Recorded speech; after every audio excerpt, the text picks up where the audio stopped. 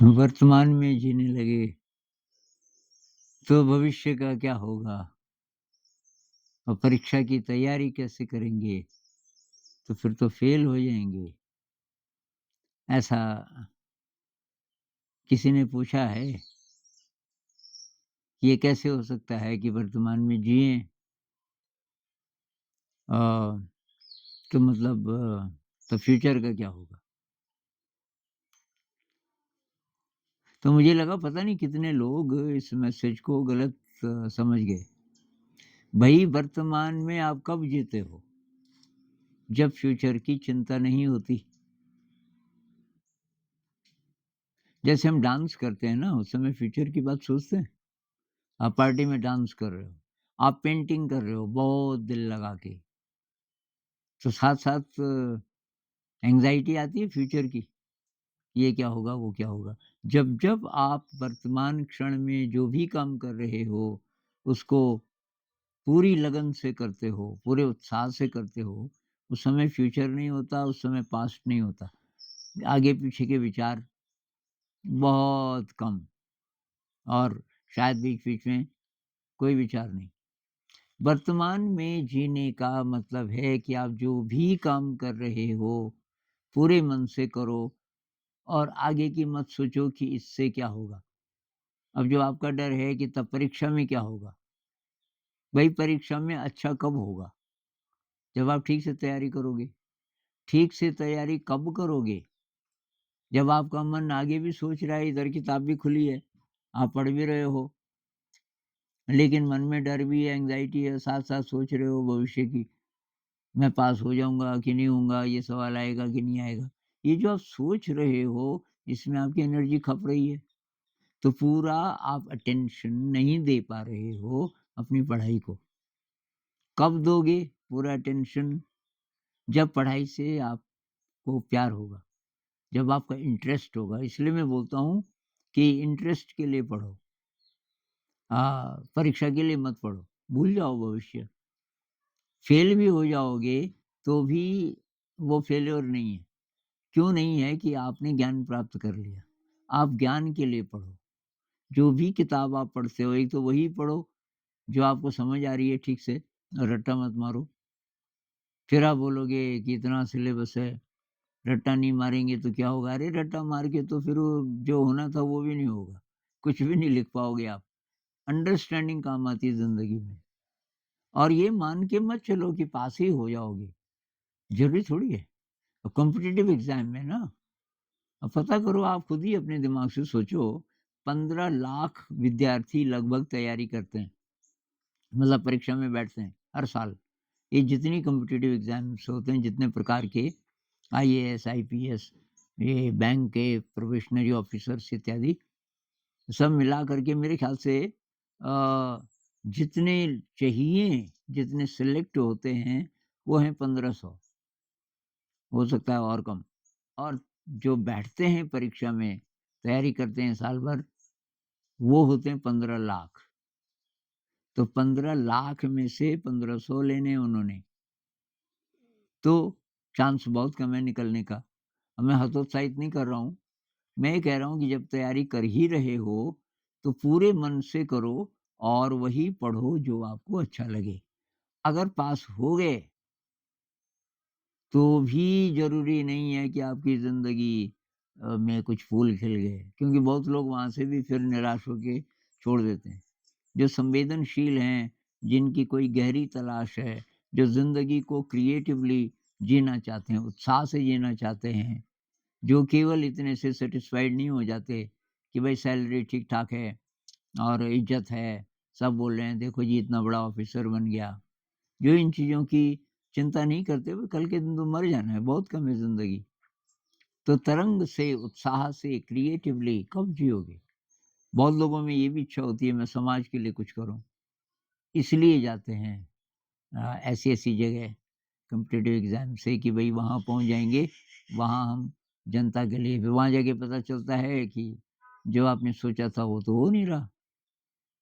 तो अब कुछ मन मार के वहीं रहते हैं, ऐसी ज़िंदगी बिता देते हैं। कोई-कोई छोड़ देते हैं। मुझे ऐसे लोग मिले जिन्होंने छोड़ा। और आप खुश हैं?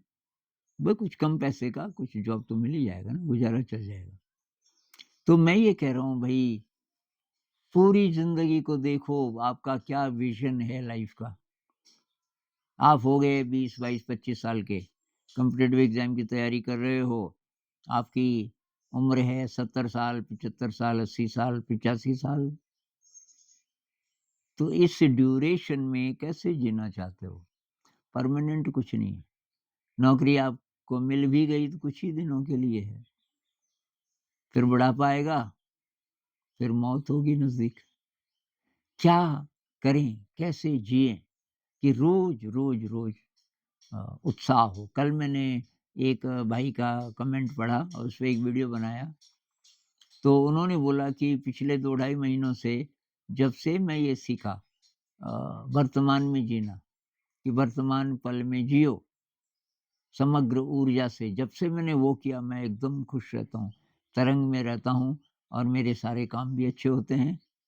और ऐसा व्यक्ति जब एग्ज़ाम में बैठेगा, तो बेस्ट परफ़ॉर्मेंस उसकी होगी। फ़ेल होगा, पास होगा ये तो पता नहीं, लेकिन बेस्ट जो वो कर सकता है, वो करेगा। और उसको कोई कोई तकलीफ़ नहीं होगी अगर फ़ेल भी हो गया, क्योंकि जितना उसने पढ़ा, उतना वो किसी और को पढ़ा सकता है अभी, उतना ज्ञान उसको हो गया। तो ज्ञान तो कम से कम हुआ आपको। भई मैंने तो ऐसे ही पढ़ा, मैं लकी था क्योंकि मैं उससे पहले बीमार हुआ था। बहुत लोगों को ये कहानी पता है, मैं कई बार बता चुका हूँ। तो वैद्य जी ने मुझे ठीक किया था, एलोपैथी के इलाज से ठीक नहीं हुआ और वैद्य जी ने बोला अब ये पढ़ेगा नहीं, पढ़ाई से बोझ पड़ेगा। तो भाई को बोला कि मैंने कहा नहीं वैद्य जी मैं तो पढ़ूँगा। अरे कि तू फिर बीमार हो जाएगा। मैंने कहा अगर मैं वही किताबें पढ़ूँ जो अच्छी लगें, परीक्षा के लिए नहीं पढ़ूँ। ऐसा ऐसा तेरा भाई, तो भाई साहब को पूछा, आप इसका खर्चा देंगे? ये कह रहा है परीक्षा में पता नहीं बैठे ना बैठे, मतलब परीक्षा के लिए ये तैयारी करेगा नहीं। भाई ने बोला जो करना चाहे। अब ये ज़िंदा हो गया क्योंकि किसी को आशा नहीं थी मैं बच जाऊँगा और तो मुझे वो भी छूट मिली हुई थी और तो मैंने तो भई इंग्लिश लिटरेचर किया एमए से, इसलिए नहीं कि वो ज़्यादा पसंद था। मैं करना चाह रहा था संस्कृत पर बीए में नहीं थे वो सब्जेक्ट। हिंदी लिटरेचर भी करता पर वो भी नहीं था। बीए में हिंदी नहीं था मतलब। तो इंग्लिश ही मिला, इंग्लिश लिटरेचर। तो मैं उसके पीछे पड़ गया। तब तक अध्यात्म की असली यात्रा शुरू हुई नहीं थी। तो मैंने कहा ये जो लेखक लोग हैं शायद ज्ञानी लोग होते होंगे। तो मैं उनके पीछे पड़ गया ये बोल क्या रहे हैं और बहुत पढ़ाई करता रहता था। फिर एक प्रोफ़ेसर ने मुझे कहा, "आनंद ऐसा लगता है तू कुछ गूढ़ चीज़ ढूँढ रहा है, कोई गहरी चीज़ ढूँढ रहा है, इसमें नहीं मिलेगी आपको। साहित्य में तो लिखने का स्किल है इन लोगों का, वो लिख देते हैं बढ़िया और चल गए, लेकिन उनको ज्ञान है कोई ख़ास। उन्होंने बोलने की कोशिश की इस बात को, लेकिन मैं समझा नहीं उस समय, काफ़ी साल बाद समझा। तो लेकिन मैं परीक्षा में बैठ गया मज़ाक-मज़ाक में। मैंने कहा भई मैं तो वही लिखूँगा जो मेरा मन करेगा और मुझे पास होने से मतलब तो था नहीं। और हुआ क्या कि मैंने टॉप किया। मैं पूरे कॉलेज में टॉपर था और सारे हैरान हुए, ये पास भी नहीं होना था इसको तो, ये टॉपर कैसे हो गया? क्योंकि उन्होंने देख लिया था ये क्या-क्या पढ़ता रहता है। और परीक्षा में मैंने जो मेरे को आता था, ये सूरदास, कबीरदास, मीराबाई, तुलसीदास सब कोट कर दिए। जहाँ से मुझे ज़रा-सा भी पता था, जहाँ पे रिलेवेंट हो, जैसे आजकल फ़ोन पे नहीं करते अंग्रेजी के लेटर्स होते हैं लेकिन लिखा आप हिंदी में रहे हो। तो ऐसे ही अ, मैं जैसे जब मैं था तब हरि नहीं अब हरि है मैं नाही, तो जब जे ये बी वगैरह-वगैरह ऐसे करके मैंने वो सब कोट कर दिए। अब एग्ज़ामिनर को पसंद आ गया क्योंकि मेरा लिखा हुआ एकदम अलग होता था औरों से, वो मेरे काम आया। जो मैंने पढ़ा उस समय उसमें से बहुत चीज़ें मुझे अभी तक याद हैं। मैंने एमए किया था 81, 82 में, 81 में शायद। तो उस समय जो मुझे ज़्यादा जो पसंद नहीं था वो नहीं पढ़ा ज़्यादा। जैसे जॉन ड्राइडन, अलेक्जेंडर पोप, ये मैंने छुए भी नहीं। मैंने कहा ये तो फालतू हैं, ये कोई लेखक हैं? लेकिन कुछ रोमांटिक पोएट्स अच्छे लगे थे, जैसे Keats, while barred clouds bloom the soft dying day, और वो पोएट्री मुझे अभी तक याद है। कीट्स मेरा फेवरेट था उनमें। बहुत गहरा था ऐसा तो नहीं, पर उसका बोलने का ढंग ज़रा अच्छा था। और उसी दौरान मेरा इंटरेस्ट ये शेरो और शायरी में भी हुआ। तो मुझे जितने मिले उर्दू के शायर, मैंने उस दौर में वो सब भी पढ़ डाले, और उसमें से बहुत मुझे अभी तक भी याद है। ये गालिब साहब के, फैज़ अहमद फैज़ और शाहिर लुधियानवी, इकबाल जी, दुष्यंत कुमार, ये जो मुझे मिले, इनके बहुत सारी गज़लें हैं, उसके कुछ-कुछ शेर मुझे अभी भी याद हैं, क्योंकि इंटरेस्ट से पढ़ा। तो भई इंटरेस्ट से कोई भी काम आप करोगे, वर्तमान क्षण का यही मतलब है। वर्तमान में जीने का मतलब है कि कल आपको बस पकड़नी है, कल सुबह 6 बजे, और अभी है शाम, शाम का खाना खा रहे हो। अब आप 2 तरीके से खाना खा सकते हो, एक तो कल के बारे में एंग्ज़ायटी है कि भई कल बस आएगी टाइम पे, कभी-कभी लेट भी हो जाती है। मैंने सुना कभी-कभी आती ही नहीं है, अरे! तो तब मैं क्या करूँगा? बस ही नहीं आएगी तो, और तब इत्यादि। अरे भई, सुबह की बात सुबह, अभी आप जो सोचोगे कल के बारे में, वो यूज़फुल है? बिल्कुल नहीं है। अभी मुझे कुछ करना है, तो पैकिंग कर देता हूँ। तो पैकिंग तो वर्तमान में हो रही है ना। पैकिंग में क्या-क्या डालना है, आप थोड़ा-थोड़ा सोच रहे हो कि जहाँ मैं जा रहा हूँ, तो ये सब चीज़ें रखनी पड़ेंगी अपनी, ख़ास-ख़ास चीज़ें, वो रख दी आपने। पैकिंग कर दी, अब सो जाओ। अब करवटें बदल रहे हो, मैं नाश्ता कहाँ पे, बस कहाँ पे ठहरेगी वग़ैरह। ये क्यों सोच रहे हो? तो ये ना सोचो तो एनर्जी बचेगी ना, अच्छी नींद आएगी। अलार्म आपने लगाया हुआ है 5 बजे का, बस अलार्म बजा, आप उठे। अब ज़रूरी नहीं कि आप जाओ, हो सकता है किसी कारण से आपका प्लान बदल जाए। हो सकता है कि रात को, मतलब या सुबह 5 बजे आप उठे, थोड़ी देर में एक फ़ोन आ गया, आप नाश्ता बना रहे थे अपने लिए थोड़ा-सा, फ़ोन आ गया कि माँ बहुत बीमार हैं, हॉस्पिटलाइज़्ड हैं, बस। अब आपका ये प्लान जिसके लिए पैकिंग की थी, इधर नहीं जा रहे अब तो प्रायोरिटी कुछ और है ना। या बसों की स्ट्राइक है जी, आज नहीं आएगी बस, तब भी तो आप पोस्टपोन करोगे। तो भविष्य का उतना प्लान कर लो जितना ज़रूरी है, प्लान चिंता नहीं। अब प्लान तो एक बार, बस पैकिंग एक बार कर दी, बात खत्म। अब सो जाओ, अब बस तो सुबह पकड़नी है ना। ऐसे ही हर काम के साथ हो सकता है। भई परीक्षा आपकी 6 महीने बाद है, तो उसके बारे में क्यों सोचना? परीक्षा में क्या-क्या पूछा जाएगा, ये किताबें हैं। अब इन किताबों में से क्या-क्या मेरे को आता है, वहाँ से शुरू करो।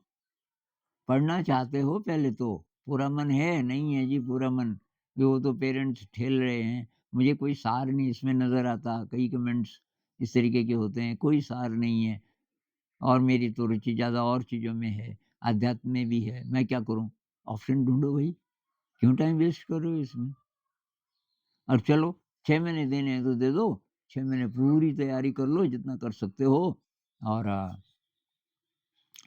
बाय चांस हो गए पास, आपको उम्मीद कम है क्योंकि तैयारी, मतलब कई चीज़ें आपको अच्छी लगती ही नहीं है उसमें।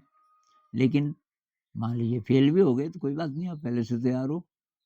तो एक्चुअली कोई फेल्योर नहीं होता। फेल्योर का मतलब ये है कि भई जिधर आपने सोचा था सीधा जाऊँगा, वहाँ पे एक चौराहा है। अब आपको टर्न करना है वहाँ से, आपको सारे इंडिकेशंस ऐसे कह रहे हैं कि यहाँ से आपको बदलना है। फेल्योर को मानो ही मत, कोई फेल्योर नहीं है, सिर्फ़ रास्ता बदल रहा है। तो बढ़िया है, रास्ता बदलेंगे, कुछ और ढूँढेंगे जिसमें पैशन हो, जिसमें इंटरेस्ट हो ज़िंदगी में, यार वही काम आता है। जोश से जियो रोज़। जोश का मतलब ये नहीं है कि तुम ये एंटरटेनमेंट करो बार-बार की चीज़ों से। जोश का मतलब है कुछ भी आप कर रहे हो, मैथ्स कर रहे हो, फिज़िक्स पढ़ रहे हो, केमिस्ट्री पढ़ रहे हो, ये आपका कंप्यूटर में कुछ नई चीज़ सीख रहे हो, आप खाना बना रहे हो, कुछ भी कर रहे हो, पूरे उत्साह से करो। वो है मतलब वर्तमान में जीने का। ऐसे जब आप जियोगे, तब भविष्य के बारे में कुछ भी सोचने की ज़रूरत नहीं। भविष्य के बारे में सोचने का मतलब आप अपनी एनर्जी को वेस्ट कर रहे हो। और तब वर्तमान में जीने के लिए, जीना तो वर्तमान में है हमेशा। तो वर्तमान में जीने के लिए एनर्जी कम हो गई सोच-सोच के। ना पास्ट, ना फ्यूचर, सब एक तरफ। वर्तमान, वर्तमान क्षण है बस, वही सत्य है। नमस्कार।